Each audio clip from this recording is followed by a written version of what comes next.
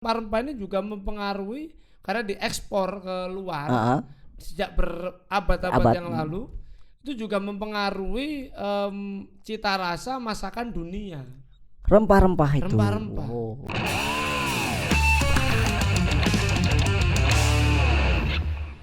Pak Guru. Bang Insan, asik. Ini pulang ajar, Pak? Enggak sih, pulang hajatan tadi. Pakai sarung ngajar. Serius, canda mulu serius. Iya, pulang pulang tadi dari ini si rumahnya Pak RT. Iya. Makan-makan. Kalilan. Ini gurunya begini, muridnya ceria terus.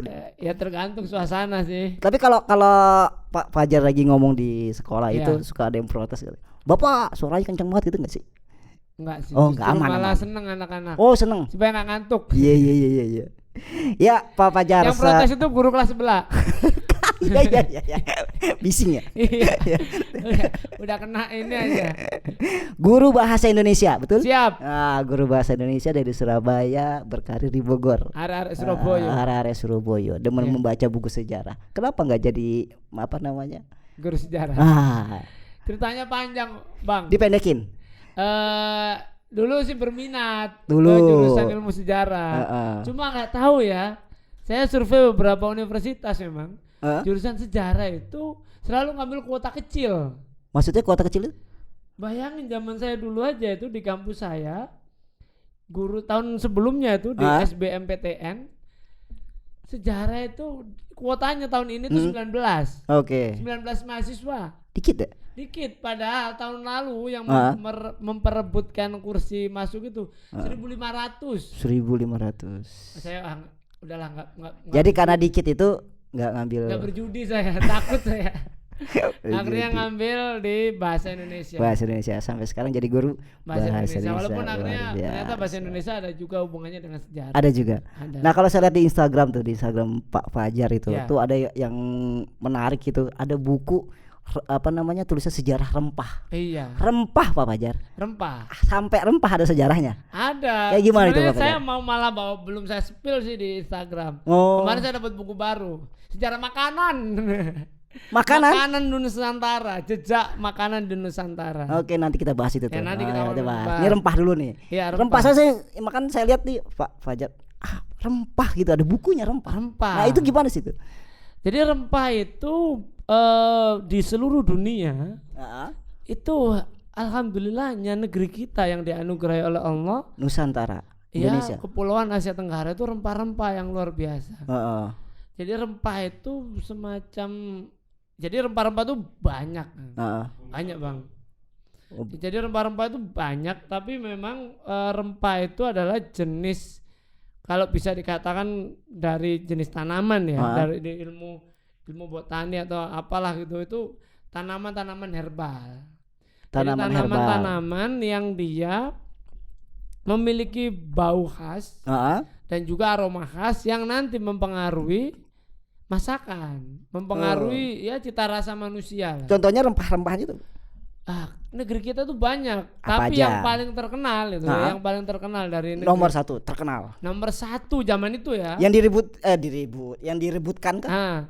Nomor satu tuh pala. Pala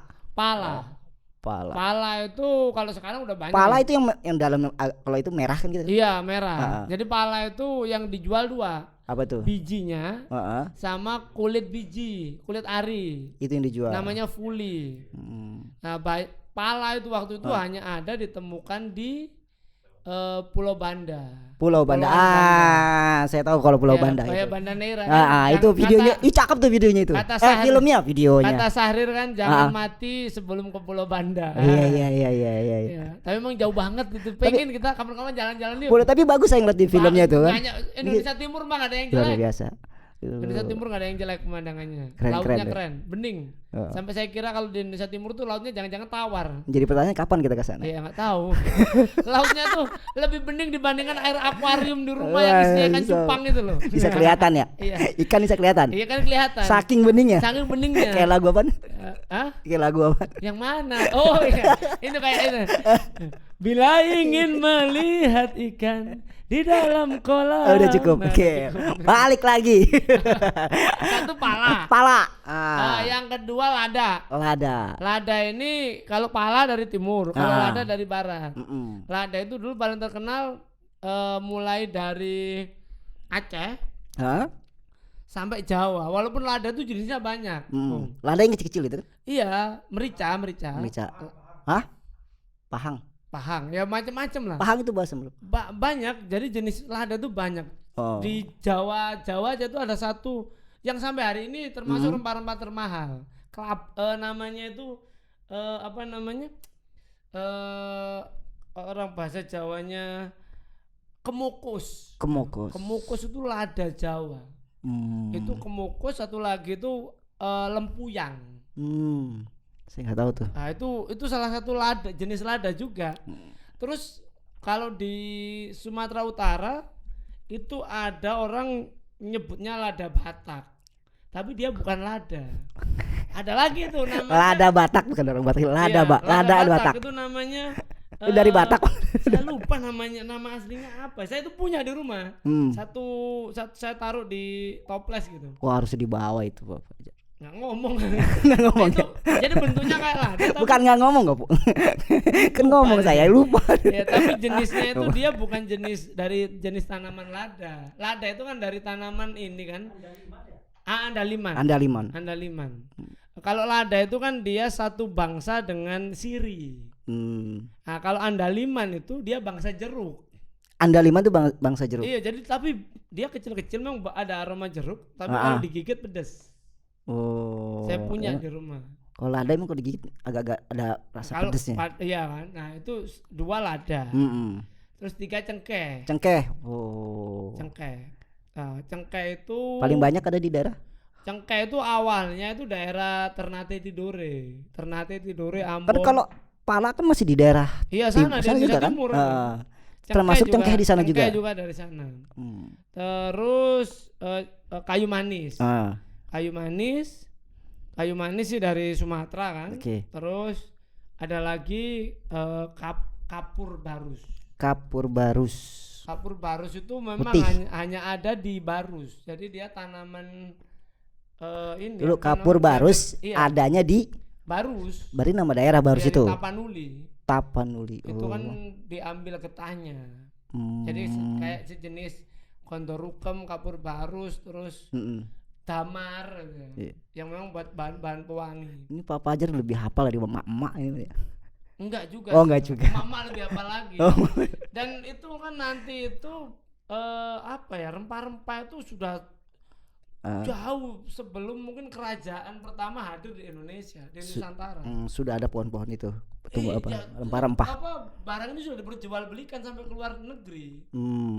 Terus yang menarik sehingga di Pak Fajar itu baca buku terkait tentang rempah itu yang menarik apa gitu? Sejarah apa yang menarik gitu? Ini kan komoditas ini hanya ada di negeri kita. Betul. Tapi memang ini jadi komoditas ekspor yang sudah sangat lama. Ya bahkan mungkin kita nggak membayangkan zaman itu kerajaannya apa. Gitu. Contohnya gini, ini dari sisi arkeologis ya. Arkeolog itu pernah menemukan satu situs kota itu di era Babilonia. Siapa itu? Arkeolognya siapa? Arkeolog di Syria, arkeolog Amerika. Jadi mereka melakukan penggalian dengan gabungan dari orang Yordan, Suria, Turki. Mereka menggali satu kayak bekas kota di era Babilonia. Ternyata di situ ditemukan satu kendi yang isinya itu cengkeh kering. Di dalam kendi itu? Iya. Tertimbun di dalam. Isinya cengkeh. Iya, dan itu usianya itu diperkirakan itu kalau kita hubungan dengan sejarah Islam itu sezaman dengan zamannya Nabi Ibrahim. Tapi alaihissalam. Tapi cengkehnya utuh. Cengkehnya utuh, cengkeh kering. Iya enggak, maksudnya enggak rusak atau karena apa dia ini kan. Ada yang ketawa, Pak? Wah, ada penontonnya nih. Iya. Ya, kaget kita. Sorry. Sangat semangatnya nih. Ini enggak ngomong-ngomong dulu Bintoro ini. Ngomong lagi tepuk tangan ini. Ini Kalau apa dirijennya? lain kali ngomong dulu ya. Ya dirijennya ngomong dulu ya biar nggak kaget. Bingung saya kok ada Iya. yang ketawa. Kita udah ngomong serius jadi sorak Loh. kayak penyanyi. Jadi kalau ada yang ketawa kita harus ngapain gitu? Ah, Apa tuh kita kan. harus nengok nih? Ini Harusnya pas saya nyanyi jedak-jeduk. tadi itu harusnya Iya, ada kasih tepuk jedak-jeduk ya. tangan. Ah. Kan. Lanjut kan. Lanjut. Enggak, saya biasa kalau gitu. Coba lagi, boleh lagi. lagi. Enggak janjian coba. Lanjut Kita Pak lagi Fajar. cerita Nabi Ibrahim. Itu lagi seru-seru aja Iya. gitu. Ayo. Itu satu. Terus yang kedua, para peneliti yang meneliti tentang mumi Fir'aun. Mumi Fir'aun. Mumi Fir'aun itu salah satu bahan yang digunakan untuk mumifikasi. Mumifikasi kan prosesnya. Dari Membuat rempah-rempah. mumi. Itu salah satunya itu pala dan Pala. kapur barus. Bubuk pala dan kapur Untuk barus. proses apa namanya mumi itu apa? Iya, Pakai pala dan kapur barus. kapur barus. Dan yang menariknya lagi, Lalu pala sama kapur barus itu bisa jadi dari Nusantara atau ya dari iyalah, Indonesia. zaman itu di mana lagi nggak ada. Sampai ke sana. Sudah sampai ke Tahun sana. berapa itu coba itu? Iya, Ya, sebelum Masehi. Masehi ya. Ya memang alam kita lah yang kemudian kita Mm-mm. dianugerahi oleh Allah, alam yang kayak gitu. Dan yang berikutnya itu rempah-rempah itu muncul di teks kitab suci, di Bible dan Al-Quran. Ini yang Al-Quran. menarik di Bible, di Bible ya. Bible. Di Bible. Bible gitu ya. Itu kan ada kisah bagaimana Isa Al-Masih itu Bukan Om Isa bukan. Bukan. Oh, bukan. Beliau, Itu Sohib. iya, kalau beliau kan secara fisik nggak antum lebih mirip. Enggak dung. Mana itu? Itu tadi pas itu ya. Iya. Ya ding das. Iya. Ya, memang enggak ini nih aduh Om Din. belum terlatih nih. Oh, iya. musiknya. Iya. Bandnya ini baru kali ini saya ada bandnya gitu. Oke. Telat jadi dangdut. Isa Al-Masih itu salah satunya mujizatnya ketika menghidupkan orang mati. Ya. Di Bible itu katanya dia menggunakan salah satunya diolesi minyak cengkeh. Minyak cengkeh dijadiin minyak. Iya, minyak yang udah cengkeh itu. Itu satu. Terus kemudian di Bible itu dikisahkan nanti di surga, makanan surga itu salah satunya kue atau minuman yang bercampur kayu manis. Di surga. Itu kan di Bible. Di Al-Quran juga ada. Contohnya Al-Quran itu kan yang paling terkenal itu terkait dengan minuman surga. Yang satu tentang zanzabil, jahe. Jahe. Jahe itu kan termasuk juga, walaupun jahe itu di India juga ada, tapi ada dulu mengatakan jahe paling baik itu terbaik katanya dari Pulau Jawa. Di kita nih, iya. Indonesia. Terus yang kedua kan kafur. Ada istilah kafur di apa namanya di Al-Qur'an itu terkait minuman ahli surga nanti adalah air yang dicampur kapur barus. Air yang dicampur dengan kapur barus. Nah, tapi ini kalau saya ngajar di murid-murid saya itu saya bilang, itu jangan coba-coba ya, bukan kapur barus yang ada di kamar mandi yang warna-warni itu. Terus kasihkan anget, terus kasihin ke adik antum itu di rumah, adik antum atau teman antum kalau di boarding, ini minuman surga, mabuk gitu orang. Air dicemplungin kapur. Kapur itu kamper itu kan residu gitu ya, bukan kapur. Yang ada jengkang-jengkang. Ya beneran nanti apa namanya berbusa nanti. Ya, tapi memang kapur barus yang asli itu kapur barus murni yang ada di barus itu memang bisa dipakai diminum buat jamu. Iya. Termasuk kadang-kadang kata buat ini keperkasaan. Papa aja pernah minum? Belum lah. Beli di mana Pak? Itu kelihatannya yang dari Medan deh. Kan itu yang campur kopi itu kan. Saya kan nggak pernah. Kan jangan dibahas di sini. Yang begonoan dibahas di sini, Bin. Waduh. Kan ente yang biasanya bawa semua. Jangan dibahas di sini. Minta dum-dum itu lain pembahasannya.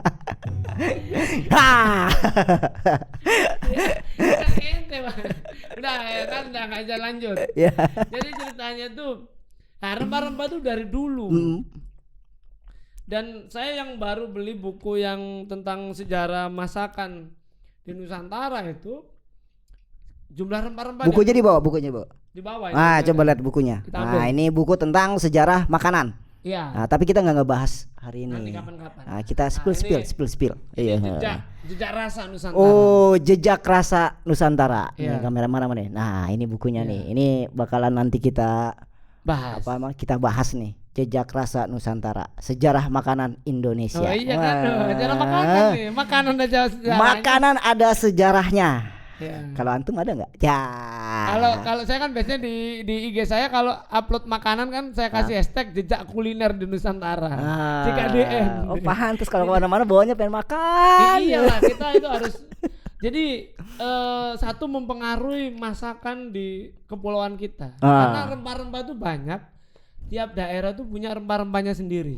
Saya sering bilang berkali-kali dan memang benar ternyata di buku ini. Saya nyari buku ini termasuk buku langka saya. Jadi kemarin alhamdulillah dapat itu. Jadi memang rempah-rempah di tiap daerah itu ada. Dan akhirnya kita bisa melihat masakan di Indonesia ini, di negeri kita hari ini itu tidak seragam. Tidak ada satu kalau ente kan pernah ke Turki kan? Amin. Mudah-mudahan. Belum. Saya belum pernah kita. So tahu banget papanya. Kalau jawab pernah ya bohong. Kan ente punya paspor. Iya. Itu lain. Itu diperuntukkan untuk kapan kemarin itu ke yang lain selain Turki. Ke Malaysia pernah kan? Iya pernah. Tapi Malaysia itu kan dari ujung ke ujung kan masakan Melayu. Betul. Kan? Ya sama kalau di Thailand juga sama. Turki juga dari ujung ke ujung. Tapi kita ini kan beda. Masakan walaupun sama-sama dalam sub budaya Melayu, masakan Aceh dengan Minang itu beda. Beda kan? Aceh itu lebih berminyak. Saya pernah makan. Kita itu kan kalau keliling-keliling di daerah itu kan, saya tuh selalu ingin mencoba masakan asli di sana, otentik gitu ya. Iya. Misalnya mie Aceh kan berminyak gitu ya. Kalau tapi waktu itu kita nggak bikin vlog ya waktu itu ya. Enggak sempet ya tentang makanan kan itu. Ini ditinggal. Udah nggak usah dibahas. Nanti bahas lari pagi kan lagi. Saya lupa padahal. Iya saya ingat.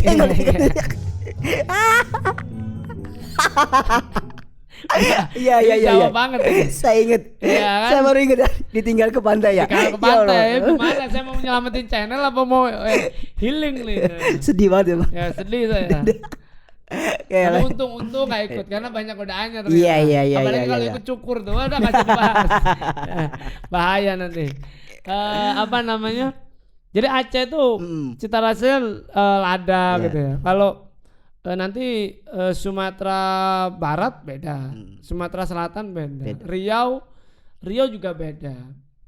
Jadi itu Indonesia itu tuh Nusantara ini luar biasa. Iya, Jawa Barat beda dengan Jawa Tengah ya Jogja.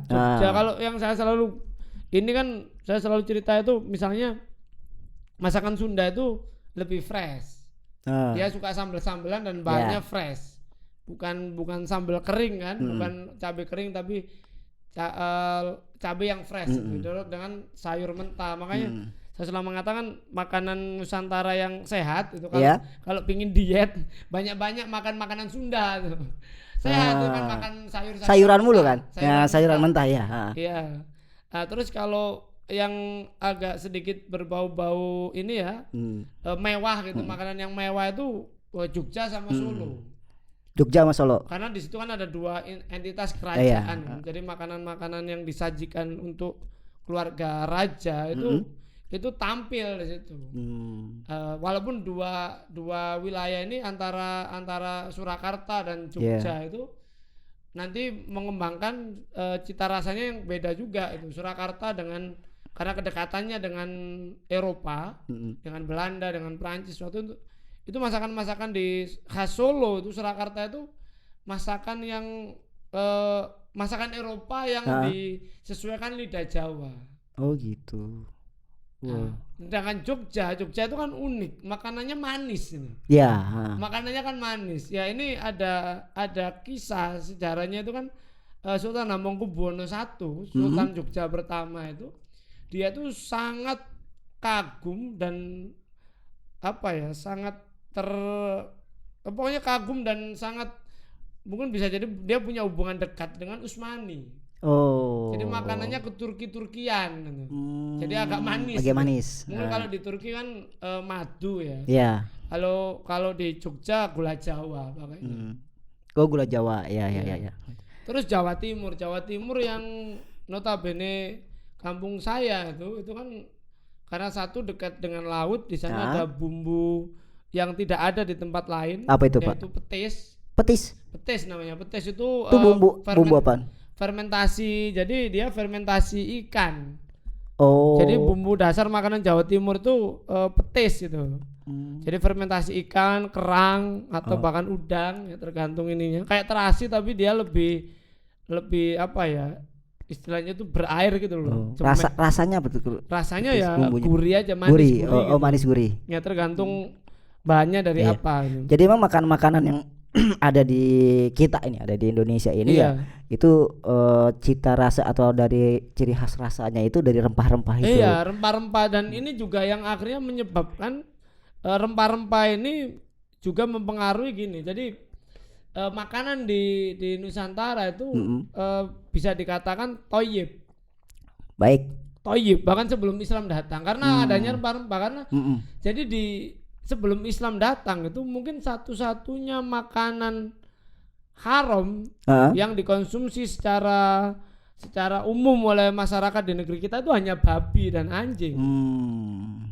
Nah, selebihnya penggunaan alkohol mungkin di sini ditemukan ya. Nanti ada satu sih buku juga sejarah alkohol di Indonesia itu. Jadi minuman alkohol itu masyarakat kita juga membuat itu sebelum Islam ya, tapi minuman ini tidak dikonsumsi sehari-hari seperti orang Eropa. Jadi hanya diminum ketika upacara-upacara momen-momen tertentu. Momen tertentu saja dan ada batasannya. Ada batasannya. Iya. Nggak sampai melewati, nggak sampai mabuk. Terus itu satu. Yang kedua, alkohol itu juga tidak digunakan sebagai bumbu dasar masakan seperti masakan Cina kan, yang harus pakai anggur putih. Iya. Karena kita masakan berbahan ikan itu bisa hilangkan amisnya dengan rempah-rempah. Dengan rempah-rempah itu. Jadi kan masakan Indonesia Timur itu kan dimasak rempah-rempah, apalagi di sana banyak. Iya, emang banyak ini ya makanan khas ya setiap daerah di Indonesia. Tiap daerah tuh punya. Kita nggak punya masakan yang sama. Itu satu. Yang kedua, rempah-rempah ini juga mempengaruhi karena diekspor ke luar sejak berabad-abad yang lalu. Itu juga mempengaruhi cita rasa masakan dunia. Rempah-rempah itu. Rempah-rempah. Kita lihat masakan Arab, nasi kebuli. Iya. Iya. Nasi mandi, nasi apalagi kalau Arab itu ya. Masakan itu kan full rempah karena memang stasiunnya rempah di sana.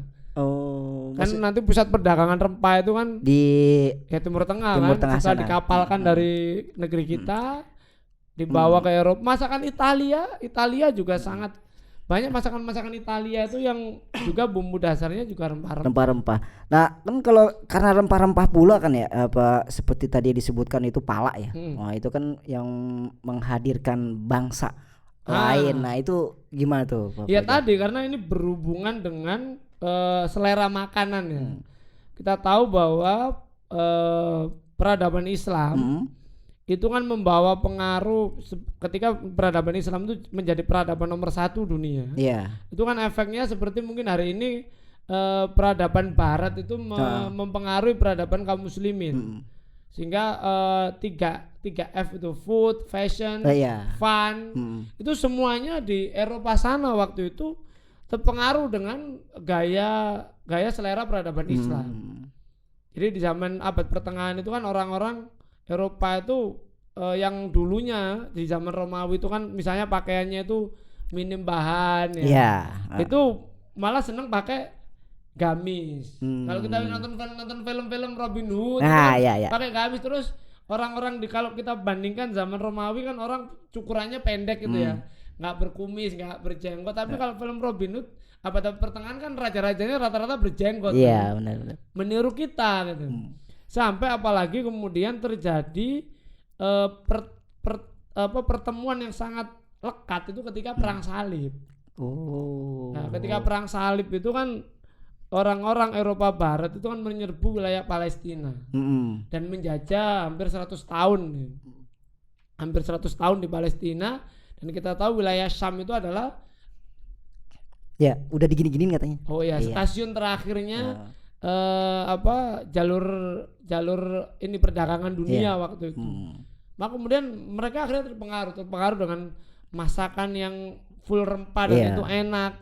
Gaya hidup yang mungkin mereka kenal mandi, mereka kenal pakaian-pakaian khas dan itu dibawa ke Eropa. Ya, terlepas dari itu semua, rempah-rempah ini juga yang menghadirkan bangsa Eropa ke Indonesia. Mungkin nanti kita bahas di episode selanjutnya. Seperti contohnya VOC gitu kan. Iya. Nah, kita bahas. Nanti kita bahas itu selanjutnya. Masya Allah. Ini belum selesai, rempah-rempah itu belum selesai. Luar biasa. WOW. Gara-gara rempah-rempah bangsa lain ke Indonesia. Iya. TOP.